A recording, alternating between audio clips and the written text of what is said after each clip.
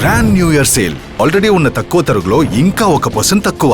Diamond jewellery carrot కు 5000 తక్కువ. ఈ ఆఫర్ జనవరి 1 వరకు మాత్రమే. స్వామికి సంబంధించి ఆరాధించే భక్తులు మీరు అన్నయ్య కాదన్ను ఇదే ఎస్యూబీసీ గురించి మీకు తెలుసండి అసలు?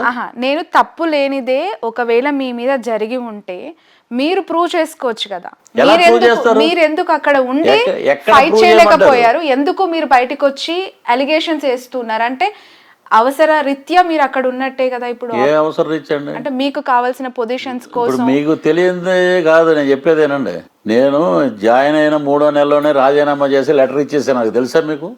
ఇది ఎవరికైనా తెలుసా? ఎవడైనా న్యూస్ వాళ్ళకి తెలుసా? అవి ఎందుకు నా మీద ఒక అమ్మాయి ఎలిగేషన్ ఇస్తుంటే అదేం మాట్లాడుతుంది దాని గురించి అడిగారా మీరు? ఇప్పుడు ఇంత సిన్సియర్గా మీరు ఏదో పొజిషన్ల గురించి అడుగుతున్నావు అంటే ఎందుకు ప్రూవ్ చేసుకోలేదు అక్కడ? మీరు అడగగలిగారా అన్న? నేను అడిగాను. ఒక లీడర్ మిమ్మల్ని తప్పు జరిగిందా ఒప్పు జరిగిందా అని కనుక్కోలేదని బాధపడుతున్నారు. మీ బాధ వెనక నిజ నిర్ధారణ అక్కడ ఉండే ఎందుకు ప్రూవ్ చేసుకోలేకపోయారు? ప్రూవ్ చేస్తారు ఇక్కడ? ఎవరు ఉన్నాడండి అక్కడ ప్రూవ్ చేయడానికి? నా వెనకాల కొండంత అన్న ఉండాలి, లేకపోతే రెడ్డి క్యాస్ట్ అన్న ఉండాలి. అంతే. లేదు నాకు. నేను కాపు, వెస్ట్ గోదావరి, బార్న్ తాడేపల్లిగూడెం. ఎందుకు రెడ్డి ముద్ర వేస్తున్నారు? రెడ్డిలు కాకుండా మిగతా చాలా మంది చాలా మంది మిగతా ఇతర కులస్తులు ఎవరు లేరు? ఎవరు ఉన్నారండి అక్కడ చెప్పండి? రెడ్లు అంటే అద్భుతం. ఓకే. ఇప్పుడు మీకు ఎస్యూబీసీ గురించి అసలు మీకు తెలియదు. కింద అలిపిరిలో ఉంటుంది ఒక చిన్న ఆఫీసు, పైన కొండ మీద ఉండేది తిరుమల తిరుపతి దేవస్థానం. అక్కడ జరిగే తప్పులకి దీంట్లో అసలు ఇంత ఏమంటారు, ఇసుక రేణు అంత కూడా ఉంటుంది ఇక్కడ. అదే ఎస్యూబీసీ ఆఫీసులో బ్రహ్మోత్సవాలు జరుగుతున్నప్పుడు పైన గరుడ సేవ, కింద కాంత సేవ అని చెప్పి గతంలో జరిగింది. ఈనాడులో హెడ్డింగ్లతో పాటు వచ్చినాయి. అంతకుముందు ఒక సీఈఓను కూడా ఇలాంటి మ్యానిపులేట్ చేసి బయటికి తోసేశారు. అలాగే ఇంకొక ఎంప్లాయర్స్ని బయటికి తోసేశారు. వీళ్ళు ఎస్యూబీసీలో పనులు చేసుకునే వాళ్ళందరూ ఎన్ని రకాల గొడవలు పడి అవన్నీ భజనల రూపంలో మార్చుకొని కొంతమంది ఉన్నారు అక్కడ మనం ఎమడలేము, పొసగలేము అని చెప్పి నేను 3వ నెలలోనే ఎవరెవరైతే ఉన్నారో వాళ్ళ పేర్లన్నీ రాసి తీసుకెళ్ళి నేను అక్కడ అప్లై చేస్తే ఇంకో 3 నెలలు ఉండండి అన్నారు. ఉండకుండా అప్పుడే వెళ్ళిపోయి ఉంటే నాకు ఈ పెంట ఉండేది కాదు. అనిపించిందా ఎప్పుడైనా బాధపడిన సందర్భం? నేను బాధపడలేదండి. నేను ఒకటే హ్యాపీగా ఫీల్ అవుతాను. నేను 4 నెలలు వెంకటేశ్వర స్వామి ఎదురుగుండా కూర్చున్నాను. ఇదే స్వామి నేను ఇక్కడ కూర్చుని రోజు. అది ప్రపంచంలో ఎంత పెద్ద కోటేశ్వరుడు కూడా దక్కదు. అది అంత గంటల కూర్చుని అదృష్టం ఎక్కడ ఉంటుందండి అది? సరే అని చెప్పి నేను బయటకు వచ్చాము. అక్కడ ఉన్న ప్రధాన పూజారులు కూడా చెప్పారు, స్వామి లీలలో అద్భుతం, ఆయన దగ్గర ఉండటమే నీ అదృష్టం. ఇక్కడ ఉండి నువ్వు ఇలాగ ఉండుంటే ఒకవేళ నిన్ను చంపేవారేమో. ఇక్కడ తప్పు జరుగుతుందని నేను చెప్పకూడదు మనం. అంటే నిత్య సేవల్లో భాగమై 4 గంటలు మీరు స్వామివారి ఎదురుగా కూర్చోవాల్సిన భాగ్యం మీకు దక్కిన పరిస్థితుల్లో మీ విషయంలో నిజం కాదు, ఒక అపవాదు నా మీద వచ్చింది అనుకున్నప్పుడు సాక్షాత్తు వెంకటేశ్వర స్వామి కూడా రక్షించలేకపోయాడే నన్ను అనే బాధ ఎప్పుడు మీకు? పెద్ద మాటలు ఆ స్వామి మీద పెట్టకండి. ఇంకా దరిద్రులు చాలా మంది ఉన్నారు. మీకు ఫీల్ అయ్యారా? నేనేం అలా ఫీల్ అవ్వలేదండి. స్వామిలలో అని కొన్ని రోజులు స్వామి దూరం పెడతాడు ఎవరినైనా, అంతే. ఎంత దగ్గరికి వచ్చినా కూడా పెద్ద వాళ్ళని దూరం పెట్టారన్నారు. వరలక్ష్మి వ్రతం రోజున హిందూపూర్ ఎంపీ ఏం చేశాడండి? దాని గురించి ఎవరైనా మాట్లాడారా? ఆయన గోరంట్ల మాధవ ఎవరు, అంబటి రాంబాబు గురించి ఎవరైనా మాట్లాడా? అవంతి శ్రీనివాస్ గురించి మాట్లాడారా? లేదు. పృథ్వీరాజ్ గురించి ఎందుకు మాట్లాడారు? నేను కోర్టులు అడిగా. ఎవరు మీకు శత్రువు? మా పార్టీలో ఉన్న వాళ్ళే మాకు శత్రువులు. నా ఎదుగుదల చూసి ఏడిచేవాడే శత్రువు. నా వెనకాల ఉన్నప్పుడు ఎస్యూబీసీ అని చెప్పి నేను ఎక్కడి నుంచో ఎయిర్పోర్ట్ నుంచి ఇంటికి రాగానే ఒక 20-30 మంది ఇంటి దగ్గర వెయిటింగు. అన్నా రాత్రి కల్లోకి వస్తే నువ్వే వెంకటేశ్వరంలా కనపడ్డావన్నా, అసలు నిన్ను చూడలేవన్నా. ఇంకొక ఆమె అయితే అన్నయ్య నువ్వు అసలు నిజంగా రామారావు గారి తర్వాత నువ్వే నాకు అన్నయ్యలా కనపడ్డావు అని చెప్పేసి మళ్ళీ చైర్మన్ గారి దగ్గర ఆయన మొత్తం పేరంతా ఆయనకి వెళ్ళిపోతుందండి అని చెప్పి అక్కడ చెప్పిన వాళ్ళు చాలామంది ఉన్నారు. పేర్లు చెప్పొచ్చు? పేర్లు ఎందుకు చెప్తానండి? ఎదవల గురించి మనం పేర్లు కూడా చెప్పాలా? చెప్పండి. రైట్. పృథ్వీ గారు దాదాపు 110 సినిమాల వరకు సినిమాలో చేశారు. సీనియర్ మోస్ట్ ఆర్టిస్ట్ పృథ్వీ గారు అంటే 30 years అంటే పృథ్వీ గారు లాగా ఒక ముద్ర ఉంది మీ పైన. మీరు జర్నీ స్టార్ట్ చేసినప్పుడు ఆ సినిమా అవకాశాల కోసం తిరుగుతూ ఉన్న పరిస్థితుల్ని ఒక్కసారి గుర్తు చేసుకుంటే ఎలా జరిగింది సినిమా ఇండస్ట్రీలో మీ ట్రావెలింగ్ ఎవ్రీథింగ్? ఇదే రోడ్లో అప్పుడు ఎంత ఉండే కదండి, అక్కడక్కడ చిన్న చిన్న బళ్ళు ఉండే. ఇక్కడే రోడ్డు మీదకి వచ్చి బైక్ పక్కన పెట్టి టిఫిన్ చేసి ఆఫీసుల చుట్టూ తిరగటం, దాంట్లో ఒక బ్రష్ అది పెట్టుకుని తలదూకోవటం, వెళ్ళటం కనపడటం రావటం. అదే ఎవరు చేసే పని అదే. ఆర్టిస్ట్ అన్నాక వెళ్ళి అందరినీ కలవాలి. నాకేంటంటే కొంచెం వెసులుబాటు అంటే మా ప్రభాకర్ రెడ్డి గారు ఉండేవారు. ఆయన నాకు గాడ్ ఫాదర్ లాగా. ఆయన ఇంట్రడ్యూస్ చేశారు నన్ను. చెన్నైలో ఉంటే నేను జాబ్ చేసుకున్నాను, తీసుకొచ్చి ఇంట్రడ్యూస్ చేశారు. ఆయన చనిపోయాక నాకు అగమ్య గోచరం అయిపోయింది మొత్తం. తర్వాత ఆయన బ్లెస్సింగ్సే నన్ను కాపాడిని. అలాగా 1 by 1 అలాగ ఇతను పెట్టుకుంటే బాగుంటుంది, బాగా కామెడీగా మాట్లాడతాడు, ఎంటర్టైన్మెంట్గా ఉంటుంది. ఒక సీను 10 సీన్లు 20 సీన్లు అలాగా ఇండస్ట్రీ ఆదుకుందండి. కళామ తల్లి అనుకుంటే అందరినీ చేయి పెట్టుకుని నడిపిస్తుంది, అందరు నటీనటుల్ని. నన్ను మటుకు సంఖలోకి ఎత్తుకుందండి. ఎందుకు చాలా మందికి అంటే ఈ జనరేషన్లో ఉన్న వాళ్ళందరికీ కూడా 30 years అనేది ఎందుకు బైలైన్ అయిపోయింది పృథ్వీ గారికి? అవునండి. ఎందుకు? అది నేను కాకుండా వేరే ఆర్టిస్ట్ ఎవరితోటో పలికించినా కూడా ఆ వర్డింగ్కి ఉన్న ఇది మాట, అది పవరు. ఓకే. కృష్ణవంశీ గారు ఆలోచించి ఒకసారి 30 years అని చూడరా అన్నాడు ఆయన. 30 years ఎక్కడ అని అనగానే గుళ్ళమని నవ్వారు లైట్ బాయ్స్.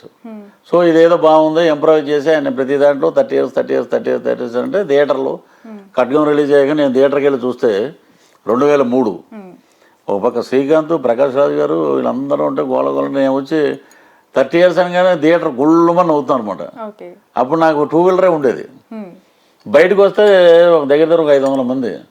ఏం చేసినామన్నా, మస్తు చేసినామన్నా, ఏం చెప్పినామన్నా డైలాగ్. నేను ఎక్కడ చెప్పాను రా, నేను ఓ 30 years అన్నాను, దానికే మీరు ఇంత ఇది అవుతున్నారంటే అది అలాగే నాకు ఒక ATM కార్డు. తర్వాత శ్రీ ఆంజనేయంలో మాంత్రికుడు, విలన్గా కూడా ఇతను పనికొస్తాడు, అదొక ATM కార్డు. కృష్ణవంశీ గారు నన్ను అలా ఆదుకున్నాడు. తర్వాత ఇండస్ట్రీలో పెద్దలు చాలామంది నన్ను మంచి పొజిషన్లో పెట్టారు.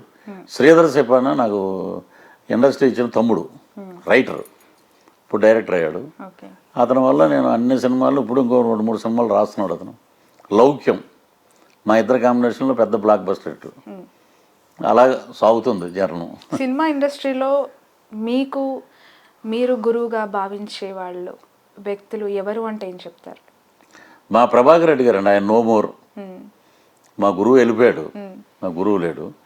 ఆదర్శం, కష్టం, వీటికన్నిటికీ నేను చిరంజీవి గారు ఆదర్శం. ఏకలవ్య శిష్యుడు నేను ఆయనకి. ఎందుకంటే ఎవరైనా సరే వెస్ట్ గోదావరి నుంచి బయలుదేరి రైలు ఎక్కి పెట్టి పట్టుకుని హైదరాబాద్ వచ్చారంటే చిరంజీవి గారు అంతే. ఇప్పటికి ఇంకో జనరేషన్ వచ్చినా కూడా అదే మాట అంటారు. ఎందుకంటే మొన్న ఈ మధ్య నేను బోలాశంకర్ సెట్లో షూటింగ్ జరుగుతుంటే నేను వెళ్ళి కూర్చుంటే ఆయన గ్యాంగ్ లీడర్లో చిరంజీవి గారిలో ఉన్నాడు. ఓకే. ఆ ఎనర్జీ ఎక్కడ తగ్గలేదు. అలాగే ఉన్నాడు ఆయన. ఆ డైలాగ్ కానీ ఆ డ్యాన్స్ కానీ చూసి ఆయన క్రమశిక్షణ, ఆయన హార్డ్ వర్క్, ఆయన సిస్టమేటిక్గా ఉండటం, ఎక్కడ ఎవరితోటి కాంట్రవర్సీలు ఉండవు, 10 మంది బాగుండాలని కోరుకునే వ్యక్తి మెగాస్టార్. ట్రంక్ పెట్ట పట్టుకొని ఆయన సినిమాలు చూస్తూ రైలు ఎక్కేసి వచ్చేస్తారు చాలా మంది అని అంటున్నారు. అలా ఎక్కొచ్చిన వాళ్ళు రియల్గా ఆయనను చూసిన తర్వాత ఒక్కసారిగా ఏమనిపిస్తూ ఉంటుంది? ఒక హీరో అనే వ్యక్తిని మనం రియల్ 2 షేడ్స్లో చూసినప్పుడు వాట్ వాస్ దోర్ డిఫరెన్సియేషన్ ఏం చెప్తారు? నేను అలాగే పెట్టి పట్టుకు వచ్చినాను. బట్ ట్రంక్ పెట్టి కదండి, ఏదో ఒక పెట్టి పట్టుకుని వచ్చాను. గరాణ 3 షూటింగ్ జరుగుతుంది అప్పుడు. ఫైట్, ఆ ఫైట్ దూరం నుంచి ఫైట్ చూసేవాడనమాట. మనం అభిమానించే మెగాస్టార్ ఆయన ఫైట్. అది చూసి ఏం మాట్లాడాలో అక్కడికి వెళ్ళలేం మనం దగ్గరికి. మనం ఎవరికి తెలియదు, తోసేసేవారు జనం. అలాంటి వ్యక్తితోటి ఇంటికి వెళ్ళి ఆయన నా బర్త్డేకి ఆయన బ్లెస్సింగ్స్ ఇచ్చి ఆయన గట్టి కౌలించుకున్నప్పుడు కూడా ఆయనతోటి ఇదే మాట చెప్పాను.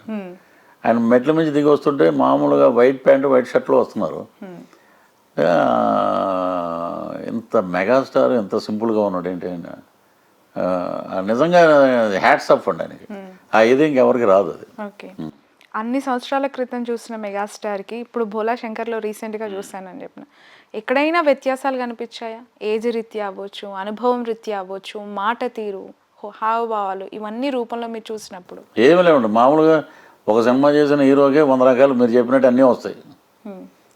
ఒక సినిమా చేసాడు అనుకోండి, అదేదో ప్రేక్షకులు పాపం ఏదో ట్రాన్స్లో ఉండే సినిమా హిట్ అయిపోయింది అనుకోండి.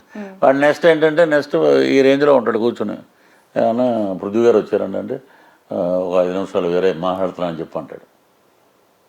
ఇలా చాలామందిని చూస్తున్నాం మేము, ఉన్నారంటారు. చాలామంది ఉన్నారు. చిరంజీవి గారి దగ్గర మేము అప్పుడు ఎలా మాట్లాడాము, ఆయన ఎలా మాట్లాడారు, మొన్న కూడా అలాగే ఉన్నారు ఆయన.